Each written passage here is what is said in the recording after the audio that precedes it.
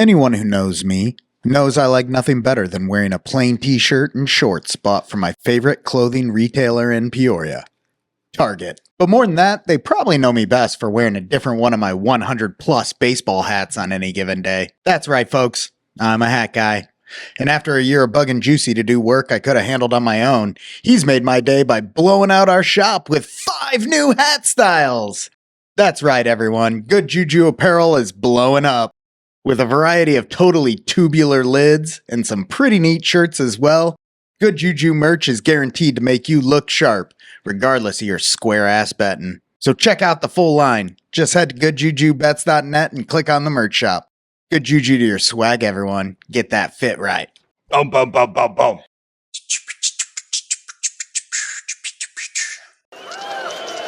We can't lose. No, we can't lose. Enjoy it while it lasts. Gambling gods, fickle bunch. Oh, yeah. So easily We affected. have a shooter and a good one coming out for a new point. Get your bets down, ladies and gentlemen. He's a rolling point is 9, place 9. 9 a winner. Got a hot hand. Place your bets, ladies and gentlemen. They bet on absolutely anything. Don't make them prove it. Sammy, are you aware of this particular conspiracy theory? I wasn't there, but I know the envelope was frozen. See? You're tuned in to Gambling with Good JuJu. Welcome in, everybody, to Gambling with Good JuJu, the show that's so rigged, even Adam Silver would be appalled. Before we kick things off, please take a moment to hit that like, follow, subscribe button, whatever it is that lets your favorite podcast platform know you appreciate what we're doing. Maybe take some advice from today's commercial. Check out goodjujubets.net and visit our merch shop, where we got fire hats now. Okay, folks, on today's episode of Gambling with Good JuJu, we're talking NBA draft conspiracies with Good JuJu. There's an ever-present debate among the three of us regarding the likelihood of various conspiracy theories, with some of us wanting to believe all of them, and some of us are inclined to believe 98% are hoaxes. Not just in the NBA, we were talking Ohtani conspiracies a mere 72 hours after the topic was hot. Get that joke right there? 72 hours because we're not regular. What? Yeah, it's good. It's a good joke. But the likelihood that the NBA lottery itself is a mere cover for the NBA to control how and through whom teams obtain top draft picks is a topic of ongoing dispute. So we have 6 scenarios we're going to present to our newest friend of the show, Sam Panayotovich. Sam is a betting analyst for Fox Sports and hosts his own podcast, Chicken Dinner, which we hear will be airing live from Bet Bash this year. That's exciting, fellas. Yeah, can't wait for that. But before we get into all things NBA draft conspiracies, we're celebrating all things Celtics in this week's Hate Check. We won the title! We were out there. We were! We won the title! We're celebrating. I watched a lot of Celtics games. Dude, you have watched more than any of us. Obviously, I'm only a fan because of you. Right. Not born into the Celtics myself. Kurt is still a woebegone Magic fan who thinks they're getting John Morant now and will be the best team in the NBA. Yeah, that's a fun rumor Yeah. that we started for no reason. Yeah, right. That's a fun rumor we just made up in the garage because we were bored because the Celtics were absolutely blowing out the Mavs, and it wasn't really a series, except for they didn't want to win game 4. Right. Go back to Boston. Yeah. So let's start with you. How do you feel, friend? You know what? I felt almost bored. I agree. It's obviously awesome, but I feel awkwardly anxious for the next season to start already. What? Yeah. You're not going to did you not soak in all the media and everything in the days that have since followed and just kind of tried to bask in the aura of being a champion? I mean, I don't think it's quite hit me yet. Maybe. But it is also getting in my head all of this. Easiest path ever. Don't let that. No one matter. No, it doesn't matter. Right. The title's in the books. Right. 50 years from now, that title's there and none of it matters. I know. It's not like it was the bubble, LA. Right. So it's part of me is holy crap, here it comes. We haven't even peaked yet. No. So that's why it's all right, let's see what happens now. How long do we have the core? Tatum, Forever. we have to re-sign. Yeah. Brown, we've got long-term already locked up. Absolutely. D. White coming back? Well, at least for a year. Gonna be so good next year. I mean, it's good. It's man, that's why I'm like cautiously optimistic. Like, let's get back on the court. Let's do this. Are you planning any merchandise purchases? Are we going to be seeing anything new in the garage this fall as an homage to the my championship God. season? Like banner 18 in the garage. That's what I'm wondering. That might happen. That's not the worst idea. I mean, there should be some sort of acknowledgement. I will tell you this as We need to acknowledge them in Peoria, Illinois. look, Perhaps a statue. as a fan of the Celtics brought in by someone else, I knew it wasn't going to matter to me the way someone who's more born into it would. Sure. And I tried to respect that throughout the process. I tried to compare this for myself to what was it like in 2016 when the Chicago Cubs won the World Series. Oh my God. And the problem there is the game situation in which the Cubs win Game 7 in extra innings Out of in control. Cleveland created such a whirlwind of hysteria for me that it was like being on cloud 9 for 6 months after it. Yeah. Right. And this series obviously did not have that. And you think that that has had an impact on the degree to which you rejoice the title? Absolutely. Wow. Yeah. You think that's natural? 100%. Natural. Okay. Yeah. I mean, we were like sweating your minus 14 and a half. I know. I felt bad. Right here We had to feel something. on this podcast, I would like to apologize to Stevie for even talking gambling while the Celtics were winning the title. But the fact remained, there was nothing else to watch. Right. Well, all we had was the 14 and a half because I was max betting alt lines Right. on the Celtics because why wouldn't you do that? Why wouldn't you do that? Yeah. Yeah, of course. Yeah. So, yeah. I mean, I'm obviously super happy. It was great. We drank a lot of champagne. It was fun. How do we feel about Brown over Tatum for the MVP? Robbed. Robbed? Robbery. Total robbery. Look, audience, I benefited from Jaylen Brown winning the MVP over Jason Tatum. Financially. Yeah. I had more invested because of the odds relative to one another Sure. in Brown than I did in Tatum. That said, even after I won the bet, I'm kind of watching Brown get it and the camera's panning over to Tatum and he's just, trying to be happy and do everything because he is and Yeah, he really right, cares right. and all that. But still, he probably knows the camera's coming to him and it's probably what is going on here? I lead the team in points, rebounds, and assists throughout the playoffs and I don't make the MVP award. Yeah. And I wasn't shocked, weirdly. Okay, so both you and Stevie were saying ahead of time that you thought someone was going to hose Tatum. Why did you think this? Just because of the common perception of him in the big moment. You really think I that? think that overrode somebody reading the stats and being like, oh, it's close. I better give it to the Gatorade guy. But no, there wasn't any close to worry about really in the playoffs. Jaylen Brown, right? Like he had nearly the same stat line and he showed up, I would say, a little bit better in the early part of the series. He did not have nearly the same stat line. No, really? No. Like, what are we Wasn't talking here? even close, I mean, really. Tatum was higher than him on points per game, rebounds per game, and assists per game. Yeah, but it's not like he threw up a dud in one of those, right? Jaylen Brown definitely threw up a dud in Game 4. Well, I mean, okay. Everyone threw up a dud in game 4. Kurt. They lost by like 30 So did points. Tatum. Did Tatum not throw up a dud in game 4? I mean, he still had like 11 assists and Yeah. almost 20 points, I think. So when I looked at the stats, Jason Tatum he was like one off from 2 triple doubles In the series. in the series, 2 triple double games. Yeah. He led the team in assists, rebounds, and points. And he also had a couple 30-point games. So Yeah. I thought he just played an overall better series than Jaylen Brown. I think Jaylen Brown had bigger moments. Like Jaylen Brown had a couple highlight dunks, He creates some really big moments. right? Steal, dunk. Yeah. He checked Luka Sure. That's you know what? Honestly, that's probably why they gave it to him, because of the defense. because of the defense. I mean, that's why I bet on Derek White. That's why I bet on J. Holiday, thinking maybe one of these dudes were going to check Luka. Yeah, that's a good idea. Yeah. Didn't pan out, but And that's why I don't know enough about the NBA. Because But if you were to sit there and tell me who was the key lockdown defender for the Celtics in this series, I wouldn't be able to tell you that. you wouldn't say, you wouldn't know it was Jaylen Brown. but as far as being a catalyst on offense and running the offense, I mean, Jason Tatum was fantastic. Yeah. He had he might have had 3+ games with over 10 assists. I mean, he took it over for White and Holiday. Like, they Yeah, didn't he really did. have a chance. Right. Yeah. Kurt, why do you think he didn't get it? Yeah.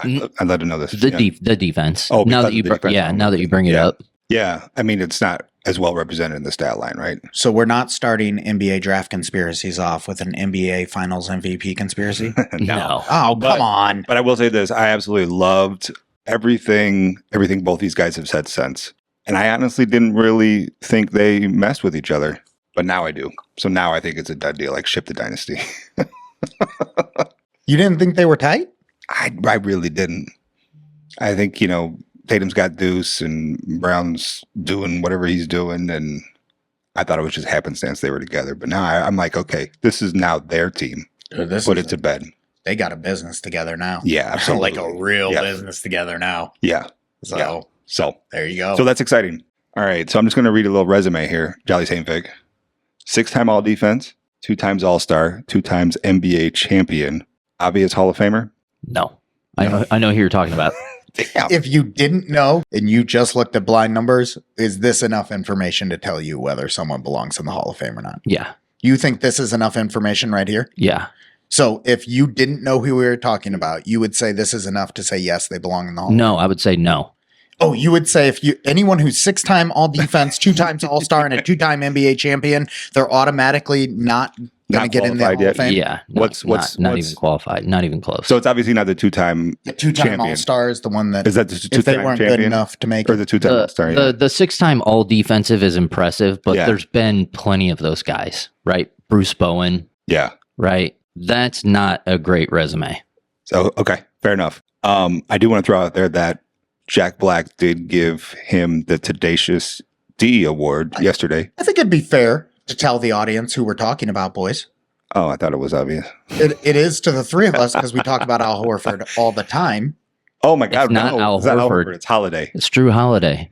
Oh, that's Drew Holiday. Yeah, 'cause Yeah. Al Horford only has the one. I was reading 2-time Two-time. champion, and I Yeah. went immediately to Horford because we were having Because a we do talk about discussion him all the NBA. So, Yeah, Drew Holiday's not a Holiday. Hall of Famer. Yeah. I mean, yet.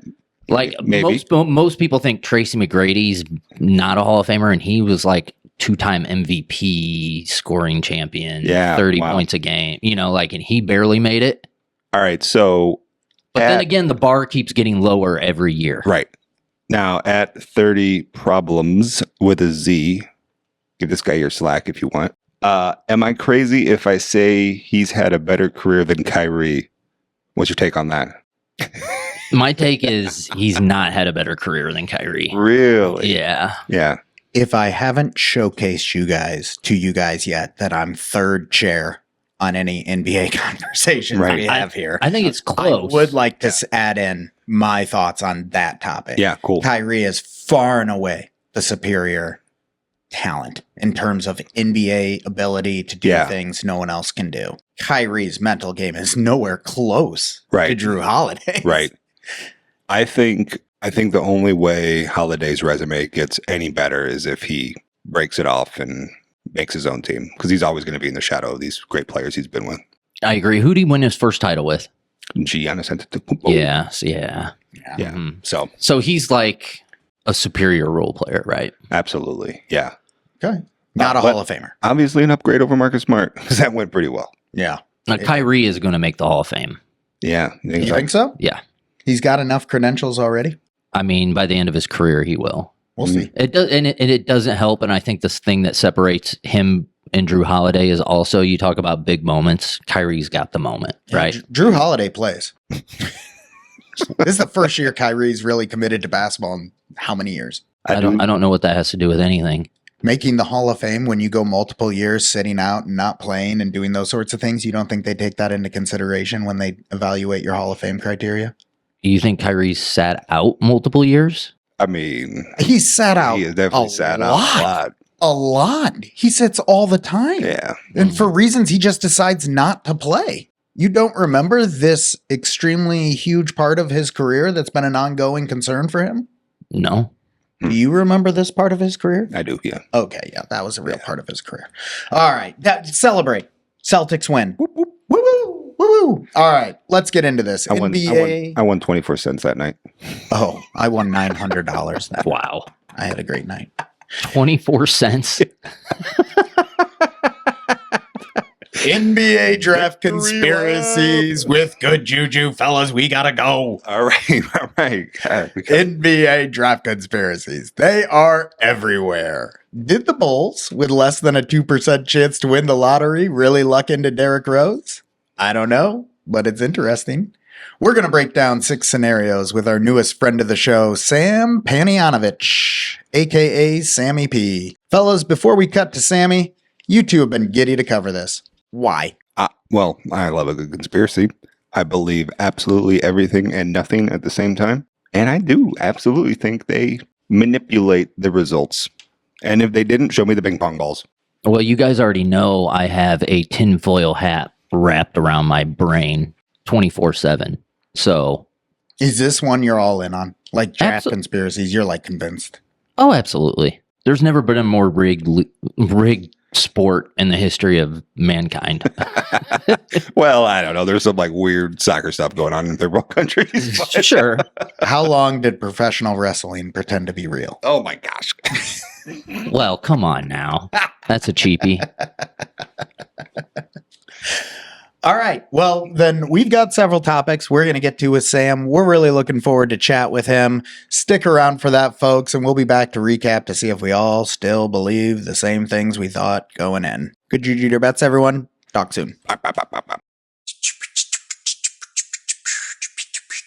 Boston is like mostly people that grew up here and were raised here, and like they love their sport. Like it's a very passionate, probably the most passionate sports town in the country. Yeah, I believe it. So what was Monday like? Yeah.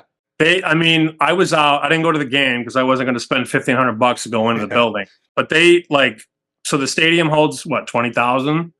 There were 60,000 people outside the stadium after the game. Yeah. And just drunk as climbing street signs, all that shit. They had a good time.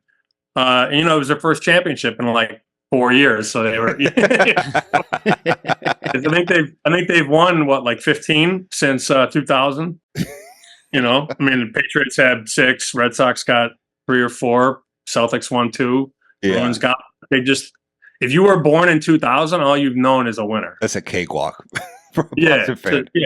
It's crazy. Now that I look at your guys' background, I see all the Chicago shit. So that makes So this guy's actually a lifelong Celtics fan. Yeah. And I've fallen in line behind him. After Jordan left the Bulls, I just fell completely away from the NBA. Yeah. So we were pumped. We did a fun. whole intro on the Celtics before we're going to get to you on this episode. Yeah. well, nice for you to win your 18th title. You You're real tough. All right. So real quick here then, just to wrap this up. Celtics won the title, making you happy, sad, or ambivalent? Yeah, I don't care. Don't care. Got it. Doesn't Okay. matter. All right. So in general, before we get to these situations here, are you a believer that the NBA has ever rigged the NBA draft lottery for a particular outcome? Yes. You are. Okay. We got a Okay. believer on our hands. Nice. That's 100%. fantastic. Yeah. All right. Let's start here. And so here's the concept, right? One of us on this side, we're going to describe the situation, and then it'll be like a little bit open for any rebuts, and then we'll just thumbs up, thumbs down, whether or not we believe this particular one. Okay. All right, here we go. Conspiracy number 1.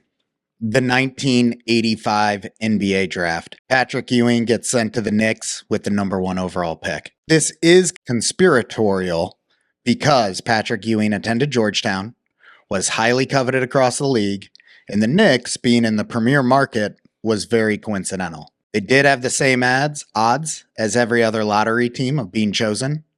2 different theories have come out here. One suggesting that the corner of the envelope was intentionally bent. Another suggesting the card with the Knicks on it was frozen. Did I miss anything here, boys? I don't think it has to be exclusively one of those 2 things. You think it could potentially be both? Did I catch everything there? Yeah. Sammy, are you aware of this particular conspiracy theory? I wasn't there, but I know the envelope was frozen. See? You're convinced 100% that the envelope was frozen? Well, if you think about the growth of the NBA, because really the NBA didn't boom across the world until the Dream Team in '92. So if you go back to like the 78 or 79 finals, those were on tape delay. Right. So David Stern had to grow the league. And if you close your eyes and think about the landscape of the league in 1985, Chicago has a young Michael Jordan. Los Angeles has Magic. Boston has Bird. How do we continue to grow the game? Oh, let's put the number one college player in New York. It makes way too much sense. Do you have any information from any source anywhere in your life to suggest you have anything other than your own beliefs there? Maybe. Whoa, it's getting heated. This is a good You're one. asking the questions. What do you think? Right. I will say this. Coming into tonight, being the person responsible for the first conspiracy theory, I was going no way. And I will say no way because it's 1985. They're showing me videos and they're like, look right there. That's the sign. And I'm like, there's nothing there. So looking at the video of what happened, the bent corner, I can totally see being a coincidence. I saw how they ruffled them around or whatever. Yep. That one I can believe. If you're saying, though, that maybe you might know that maybe it was frozen, that gets a lot more interesting. Yeah. All right, Curtis, what do you say? Oh, that's the number one, no doubt about it. Slam dunk. Slam dunk. Yep. All right. I also will admit to you, before we started this, I am absolutely third chair in terms of knowledge of the NBA period. Yeah, you didn't really know why we wanted to do this so bad. I didn't believe it. Yeah. All right. So wait, let's do our votes. Yeah. We all, yay? Yay. You're going yay, Sammy? Hey, Yay. Yay. Yay. Ship it. All right, number 2. Hold on. Oh, okay. You got something more to say about this? I'm going to go yay because of Sammy. Yeah, Going, all my right. guest convinced me. I think he might know something. Number 2. For Kurt. Yeah. Oh, Curtis. All right. So, Sammy, I'm going to preface this by saying I am the lone wolf here. I'm an Orlando Magic fan. Couple of boys from Peoria, Illinois. You're right. sorry about that. Sorry, I have to admit that, but I'm a diehard Magic fan. Now, where we're going with this conspiracy is back to 1992, 1993, when the Orlando Magic win the lottery in 92 with a 15% chance. And then the very next year, after drafting Shaq in that 92 draft, the very next year, Chris Webber's coming out with Penny. They have a 1.5% chance to win that draft lottery. So the theory behind that is you've got the Magic as the expansion team from, 89? I think my year's correct there. And they just got Shaq in the 92 draft. You've got Weber coming out, but you also have got Penny Hardaway coming out. And to pair those two together would also add, like you're talking about with the Ewing pick, expanding the NBA. His first expansion team as commissioner, if I remember you guys correctly. Yes. So what is your take on that conspiracy, Magic winning back-to-back draft lotteries, which seem almost impossible? Well, when you bring up the number in terms of the odds, I mean, a 15% shake is a little eye-raising. I don't think he did it back-to-back because in 93, they were supposed to win the lottery, and that sort of makes sense because most years the favorite ends up winning the lottery. So I don't think it happened in 93, but in 92, Shaq was just a different monster. And it's funny, a lot of people watching this show probably are young enough to not remember how dominant young Shaq really was. And if you go back and look at those clips at LSU, or you look at his first 2 years in the NBA, he's a 7'2" center that weighed like 290, 295, but ran the floor like a deer, and was like pulling down backboards and all that. So he was going to change whatever franchise he went to. And I think given the nature of David Stern, and there's going to be a trend here from my responses, David Stern ran the NBA like the mafia. And things just happened to get done. Things, right? I know a guy about a thing, right? Like the things got done. Things got done. So I think, yes, David Stern guided Shaq to Orlando. I think the Penny thing or the 93 draft, whatever, because he didn't know it was going to be Penny. Obviously, you don't know what a team is going to do. I think Shaq to Orlando definitely was was a plan. In 93, they had a less than 2% chance of winning the lottery.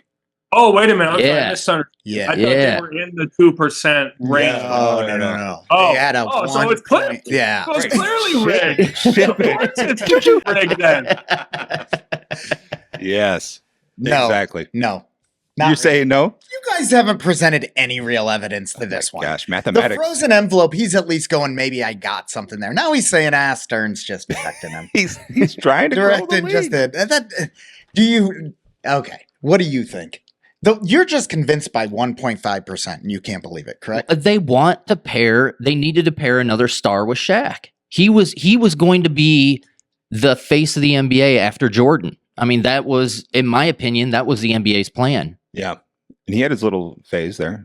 Okay. We're going to go this in two parts. Sammy, 1992, rigged or not rigged? Rigged. 93, rigged or not rigged? Given the recent revelations and my recent understanding, rigged. Rigged. Juice? Double rigged. Double rigged. I'm going not rigged. You guys have not convinced me. I don't Okay. understand. 15% for Shaq is very well within the range of could win it. That's a pretty solid chance at 15%. The 1.5%, they end up trading the pick. Which is bonkers. So it's like you rigged the pick for them to then trade it? Have they gotten Right. number one And pick when you since? said the numbers, like, let me just like make an excuse for myself. When you said 15%, I thought that they were in the 15th percentile to get Shaq, and they were in the 2 percentile. To get Gotcha. Yeah. But Sam- now that it's backwards, like they definitely wanted them to win that second. I mean, they have when the Bulls got D Rose. I know that this isn't in our conversation tonight, but I think the ping pong party for the Bulls to get D Rose one was like 1.9. And Chicago hadn't done really anything since Michael left. So there was this thought process that it would be a great narrative. And again, Stern is still the commissioner when D Rose was drafted, that we could bring the Chicago kid back home. He went to Memphis, almost won a national title. Let's bring him back home and see what happens. So, when teams have 1, 2, 3% chances and it ironically works itself out, you have to pay attention. Over Okay. and over again. I totally believe this 100% when I can see an overwhelming logic for it. And I think I'm tempted with the magic one. I totally am. Someone's got to go out on a limb here. I'm going to say no. Okay. Number 3, you're up. All right. Kobe Bryant gets to the Lakers. Now, at this point, we all know Sonny Vaccaro is the absolute man. He signs Jordan, makes him a zillionaire, and then ultimately gets fired.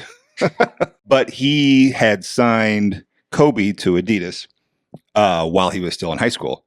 And for obvious reasons, they need him to become a Los Angeles Laker. And that was the architected plan. The Nets really want him. And so he starts rumors that Kobe's going to go play in France if, in fact, the Nets take him because he grew up in France. Hornets end up drafting him 1 pick after the Nets pick and trade him to LA for the legend Vlade Divac.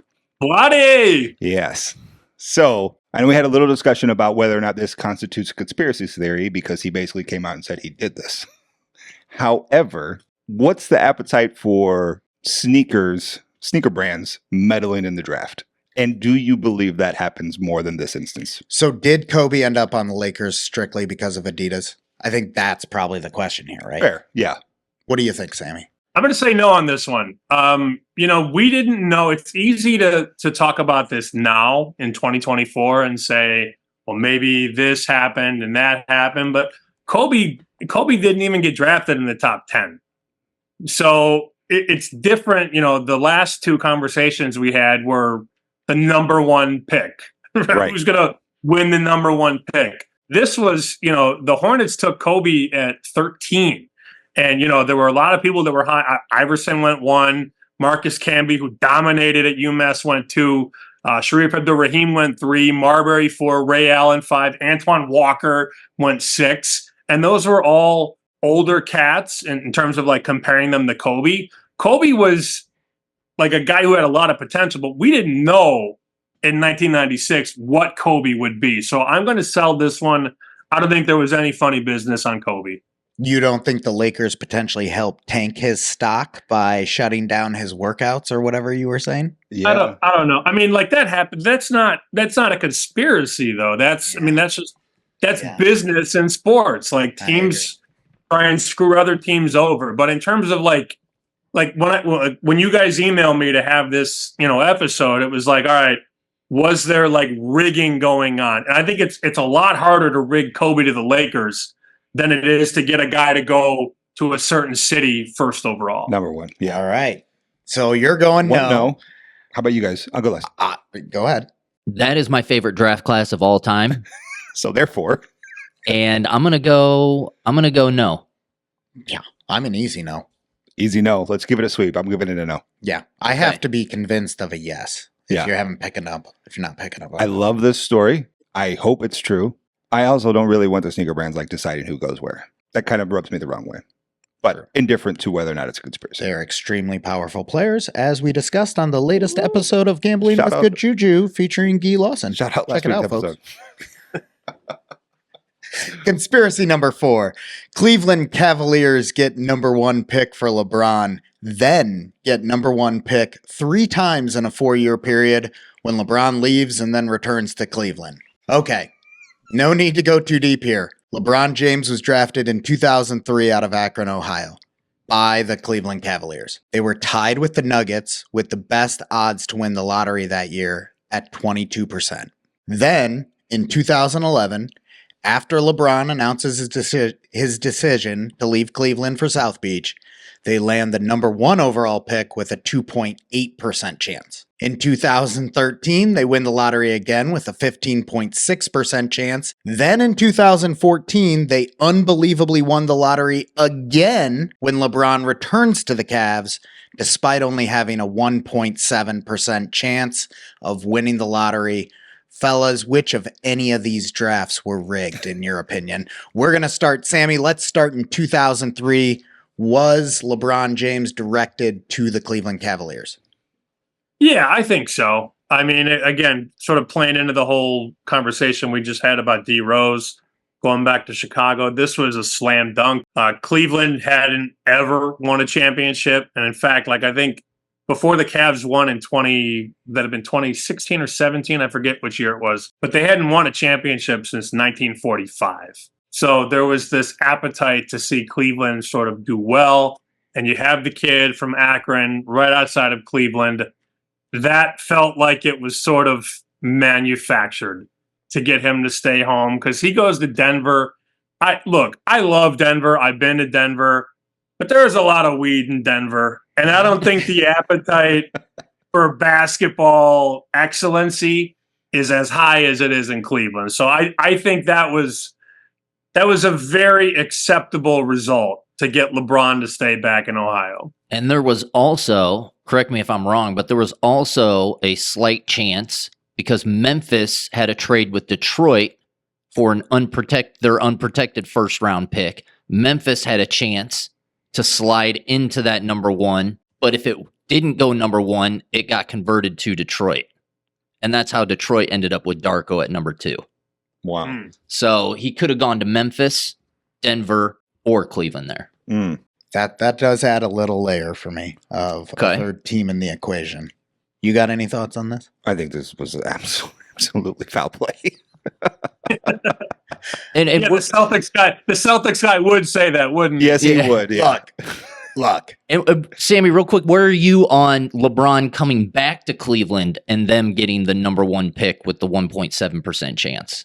Which year was that? Was that the Wiggins year? Yes. Yeah, because I'm trying to remember. The obviously Kyrie was in 11. Yep. And was it Anthony Bennett and Kyrie? Yep. It was Anthony Bennett and Wiggins, I think, back to back. Not as strongly as I feel about Kyrie being gifted to them. So I'll sell that one. Maybe just the sort of freak occurrence, but it's crazy. Like no team has won the lottery that many times in that short of a window. I mean, to be the first pick, 3 times in 4 years is crazy, but it's also the testament also to LeBron. Like LeBron leaves Cleveland. Cleveland was in the Eastern Conference Finals. LeBron leaves Cleveland and they win like 19 games. So that just speaks to his value. And I think it's hard to quantify how great people are in that league. But I mean, you could see when he left Cleveland and then when he left Miami, just the teams completely fell apart. Yeah. I'm not seeing any evidence here that I can here. Okay. Yeah, fair. Here's my point. Fair. Do I think LeBron James was directed to Cleveland? Based on what you've said about the way the NBA operates, I'm warming up more to the conspiracies happening in the NBA draft. Inside me, I think I believe it. But they are tied with another team for the best odds, with maybe a third team in there. I don't have evidence to say it was rigged. Right. So I'm going to say no. Right. For that reason alone. I probably think it happened, but you need proof. Yeah. I mean, part of me believes that I could just go down the list of every first draft pick. And when it works out, I would believe it was rigged for one way or another if anyone tweeted anything about it. Right. But in 2003, I mean, there's no way if what we're saying about other lotteries is true that they were going to let him go anywhere other than Cleveland. Yeah, exactly. But, I'm going to vote no. Benefit of the I'm going to vote no. And on these other ones, you know what? I don't know. I don't know. I think the 2003 one's the best one to talk about. So let's leave it at that. All right. Sound good? All right. Any others? Did you vote? I voted yes. You voted yes.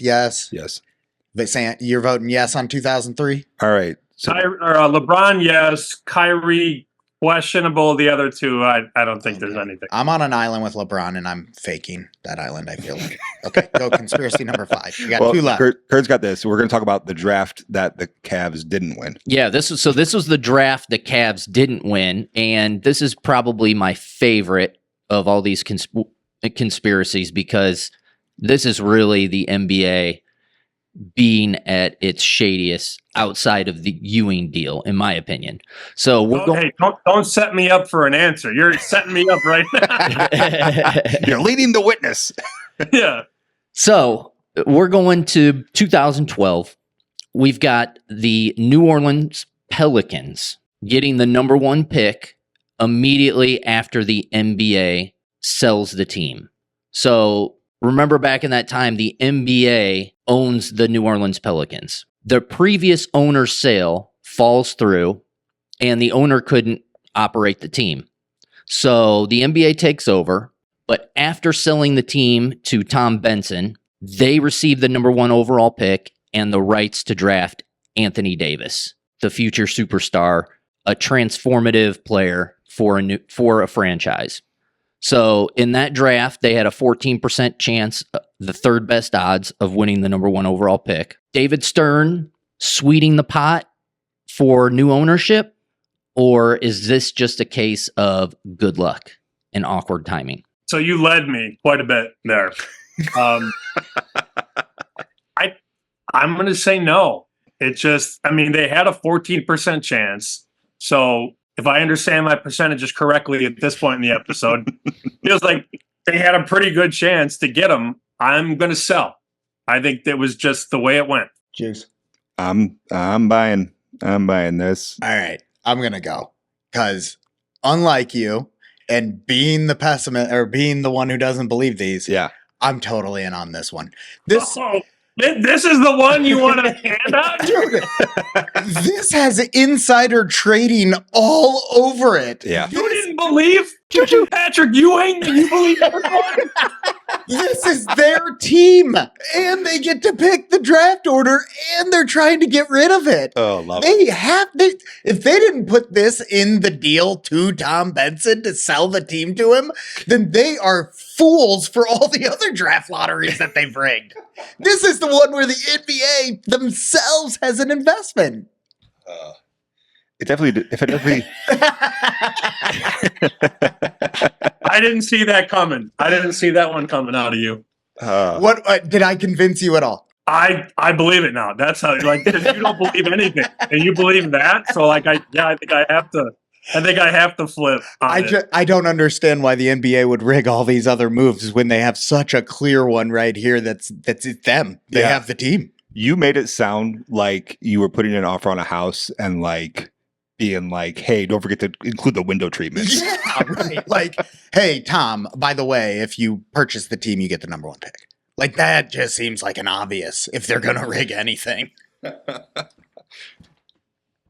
Last one. We're going to go out on the last one. All right, last one. This is like a little bit of a two-parter that is kind of unpackaged, but just the fact that people know who's going to get the number one pick. Yes. And like the internet loves these two, right? Yes. So I'm going to try to be brief here, but Dikembe Mutombo tweets out, "Congratulations on the number one pick," hours before the lottery for the 76ers. And then follow that up with Luke Walton in 2017, where he says on CBS Sports, "We need to talk. Magic's already ensured me that we're going to get our top 3 pick this year. So I'm excited about that." Now, what years were those?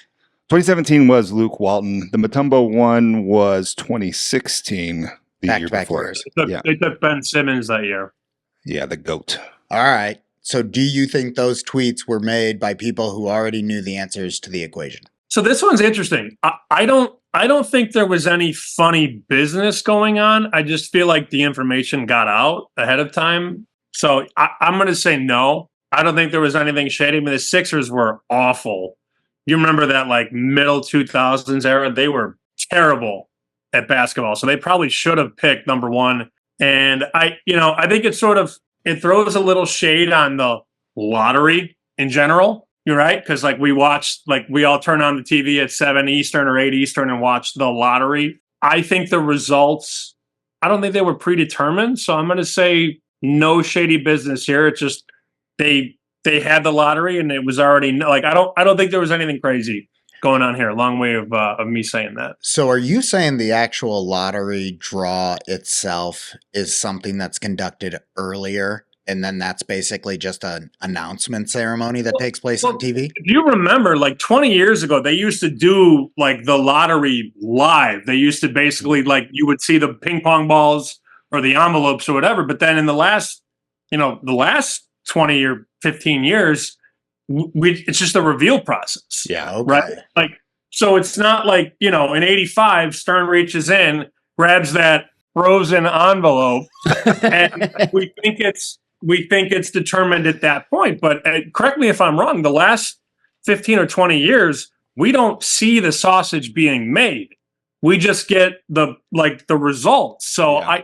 I could see them doing it a day or two before, and then information gets out that, hey, Philly won the lottery. But that doesn't feel as rigged as it was in 85 or in 03, to me at least. Do you miss them holding the envelopes? You got all your representatives on stage and they all get the envelope, and it's like they peel it open and it's like the big reveal. I used to love that.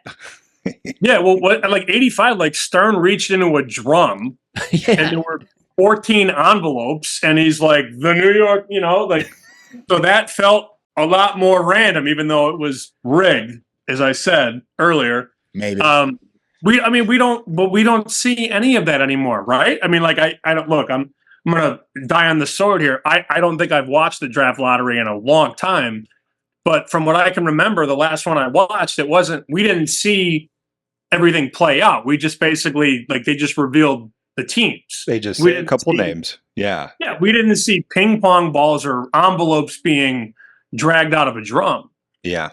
Okay. Then I'm definitely no on this, because we don't even know when the lottery's actually happening. So given that, if it's an information leak, that's not rigged. It kind of feels to me like when the NFL wants to have a big show about the schedule release, and then it's like, oh, half the games are already announced. Right? Yeah, right. Okay, Yeah. That's fine. If they're not actually doing the lottery there, then somebody's not behind the curtain pushing the button and be like, okay, say this team next. Okay, all right. It's already. All right. So what do you got? What are you going? I'm saying no. All right. Sam's going no. What are you going? No.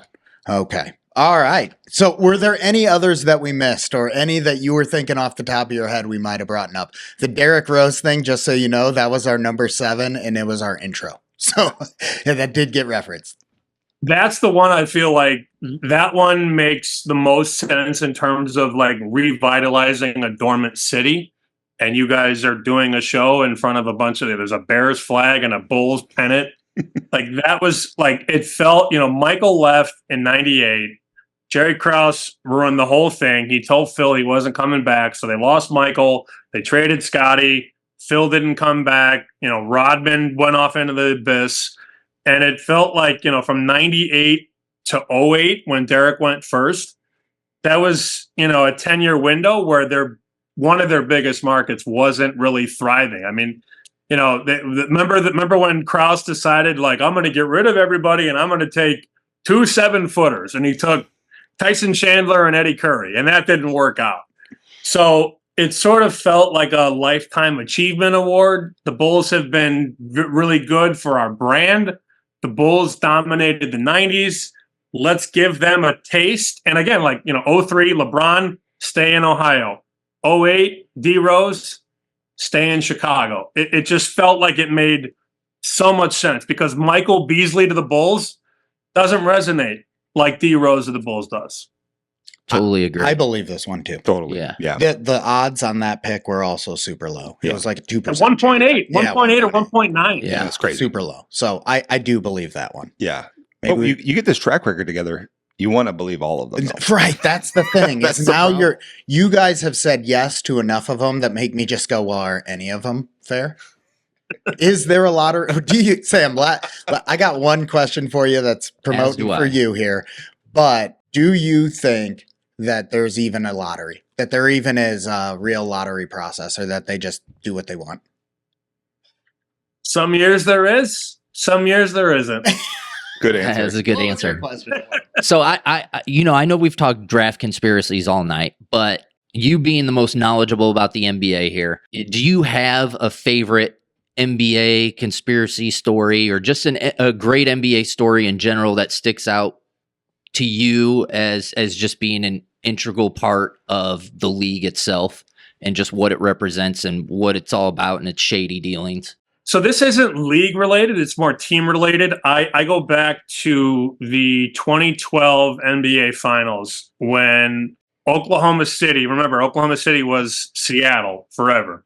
And the Sonics left Seattle and went to Oklahoma City. And if you think about that Thunder team in 2012, Durant, Westbrook, Harden, Ibaka. And the fact that those guys never won a title together, to me, like, sort of shifted the way the league is now. Because, we talk shit about Durant. Oh, Durant can't win the big one. And then he goes to a 73-win Warriors team. And then Harden gets traded to the Rockets. And then Westbrook is bounced around. That's not conspiracy laden. But I think that was a pivotal moment. Like, that team never getting home to win that championship. Like, they all went their separate ways. They all eventually left Oklahoma City. And I think them falling flat to Miami and then breaking up, I think, what was it? They lost in game 7 to the Warriors one year. And then that was it. And then Durant said, I'm leaving and I'm going to Golden State like a JuJu. But, them not winning sort of changed, from 2015 on. That sort of changed, it changed Durant's life and it changed Harden's life and it changed Westbrook's life. Like, those guys should have grown old together. Yeah. But because they didn't win, they had to blow it up. And that, to me, that was like the best team that never actualized its potential because you can't draft better than Durant, Harden, and Westbrook. Like, those are 3 sensational draft picks, but they didn't stick around. Did I answer your question? Yeah, absolutely. That's a great answer. All right. Before we let you go here, Sammy, it was just announced by Spanky, you're going to be doing chicken dinner live at Bet Bash this year. Can you give us anything on that? Sure. So last year, it's funny how this works out. Life is funny sometimes. Last year, I had ran into Roxy, and Roxy is very tough to track down because Roxy's a Vegas legend, amazing odds maker, but he mostly lives in Thailand. And nobody has Roxy's cell phone number. So, like, you got to go through a guy or 2 guys to get the Roxy. So I ran into Roxy last year at Bet Bash and said, hey, I want to do an interview with you for chicken dinner. And he said, yeah, let's do it. And we were going to do it on, say it was a Thursday. We couldn't line things up because Roxy went to the pool party and got drunk and couldn't make it. So he says, we'll do it next year. And I said, fine. And then Spanky 2 months ago said, hey, you moderated the panel last year with Ravel that was really hot. Why don't you do a live episode this year at Bet Bash? And I said, I'm going to ask Roxy. So a couple emails later, Roxy said, of course, I'll do it. So yeah, Roxy, for those that don't know, Roxy Roxborough is one of the greatest odds makers of all time. He changed the game, his analytics, his numbers, his power ratings, his computer stuff, really changed the way that Vegas operates. And remember, he was a bettor in Vegas before he was an odds maker. And then they realized this guy knows what he's doing. Let's hire him. So he became a pivotal point in that odds making process. So yeah, Roxy, I mean, you could ask him literally anything and you could basically wind him up and let him go. So yeah, Roxy and I are going to sit down at Bet Bash August 7th. And I can't wait because he's on Mount Rushmore for me. So this is a big deal for Chicken Dinner. And I'm happy to be able to talk to one of the legends in our space. Yeah, fantastic. That's awesome. Yeah. Well, audience, if you need another reason to go, that's a great reason. Juice is going to be there. I'm going to be there. Sam's going to be there. Right. We're excited to have fun with everyone who comes on out. So absolutely register for Bet Bash. Okay.